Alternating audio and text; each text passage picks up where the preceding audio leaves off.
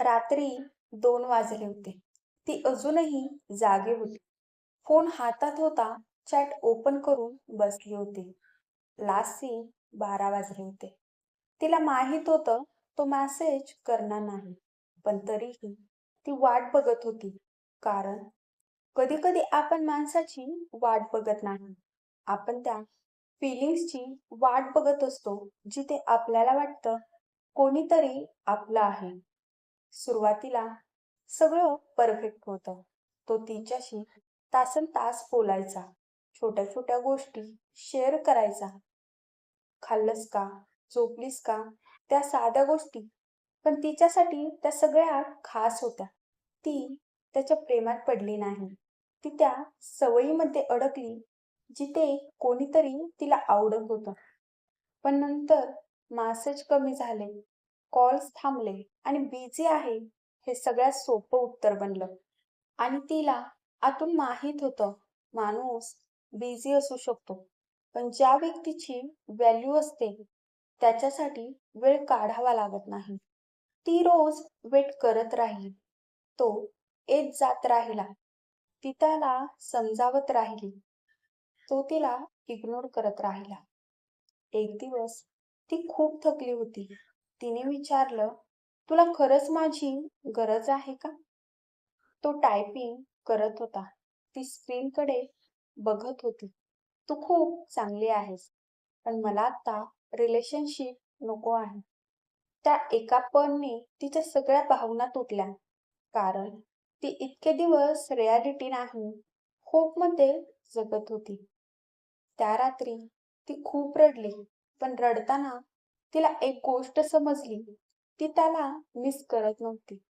ती त्या व्हर्जनला मिस करत होती, जो कधीच खरा नव्हता. कधी-कधी आपण माणसांवर प्रेम करत नाही. आपण त्या अटेन्शनवर ॲडिक्टेड होतो आणि ॲडिक्शन नेहमी हर्ट करतं. आणि सगळ्यात मोठी चूक काय होती माहीत आहे? तो तिला इग्नोर करत होता, पण ती स्वतःलाच इग्नोर करत होती. आता तो अजूनही ऑनलाईन येतो, स्टोरीज टाकतो, लोकांशी बोलतो. सगळं तसंच आहे. फक्त एक गोष्ट बदलली आहे. ती आता वेट करत नाही. कारण ज्याला तुमची सवय असते, तो कधीच तुम्हाला निवडत नाही. ती आता वेट करत नाही. पण कधी-कधी रात्री तिला अजूनही एकच प्रश्न पडतो. तो असं का वागला? तिने खूप वेळा स्वतःला ब्लेम केलं. कदाचित मी जास्त बोलत होते. कदाचित मी बोरिंग होते. कदाचित माझ्यात काहीतरी कमी आहे. पण हळू-हळू तिला कळायला लागलं, की काही लोक तुम्हाला हर्ट करण्यासाठी नाही येत. ते फक्त तुमच्यासोबत स्टे करण्यासाठी बनलेलेच नसतात. तिने मागे वळून बघितलं. सुरुवातीपासून तो कधीच कन्सिस्टंट नव्हता. कधी खूप जवळ, कधी खूप दूर.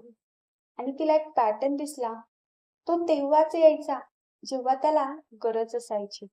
आणि गायब व्हायचा, जेव्हा ती त्याच्यावर जास्त डिपेंड व्हायची. म्हणजे तो तिला लव्ह करत नव्हता. तो फक्त तिच्या अटेन्शनला यूज करत होता. काही लोक तुमच्यावर प्रेम करत नाहीत. ते फक्त तुमचं प्रेम फील करायला येतात. आणि सगळ्यात पेनफुल गोष्ट काय होती माहीत आहे? ती त्याला दोष देत होती. पण तीच त्याला अलाव करत होती. कारण प्रत्येक वेळी तो परत आला, तिने त्याला पुन्हा एक्सेप्ट केलं. एकही प्रश्न न विचारता. आणि तेव्हाच तिला एक गोष्ट समजली, लोक आपल्याशी कसे वागतात, हे आपण त्यांना काय अलाव करतो त्यावर डिपेंड असतं. तो बदलणार नव्हता, कारण त्याला बदलण्याची गरजच वाटत नव्हती. तिने त्याच्यावर प्रेम केलं होतं, पण त्याने कधीच तिची निवड केली नव्हती. आता ती शांत आहे, स्ट्रॉंग आहे, पण एक गोष्ट तिने कायमची लक्षात ठेवली. ज्याला तुमची किंमत नाही, त्याच्यासाठी तुम्ही कितीही केलं तरीही तो तुम्हाला कधीच निवडणार नाही. आणि ज्याला तुम्हाला गमावण्याची भीती नाही, त्याला धरून ठेवण्याची काहीच गरज नाही. काही दिवसांनी सगळं शांत झालं. ना कॉल्स, ना मेसेज, ना त्याची सवय. आणि पहिल्यांदाच ती स्वतःसोबत एकटी होती. सुरुवातीला खूप वेगळं वाटत होतं. फोन हातात घ्यायची सवय, पण चॅट ओपन करायला कोणीच नव्हतं. ती त्याला मिस करत नव्हती. ती त्या रुटीनला मिस करत होती. गुड मॉर्निंग, गुड नाईट, त्या छोट्या सवयी.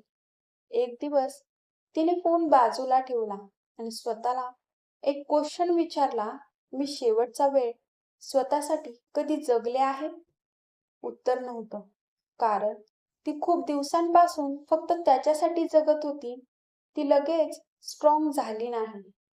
ती अजूनही कधी-कधी त्याचा प्रोफाईल बघायची.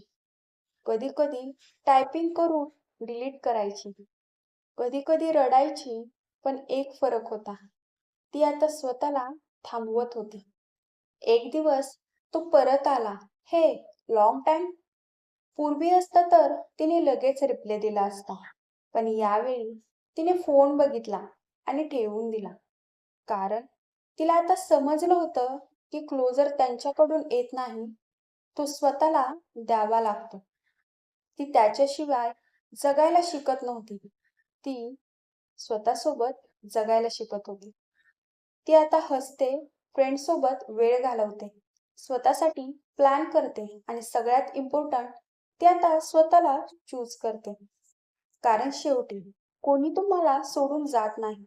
तुम्ही स्वतःला सोडून देता. आणि ज्या दिवशी तुम्ही स्वतःला परत निवडता, त्या दिवशी तुम्ही कोणालाही गमावत नाही. तुम्ही स्वतःला परत मिळवता. Thank you for watching. Video कसा वाटला ते कमेंटमध्ये नक्की सांगा.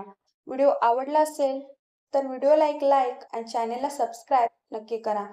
नक्कीच या प्रवासात सोबत राहा. Thank you for watching.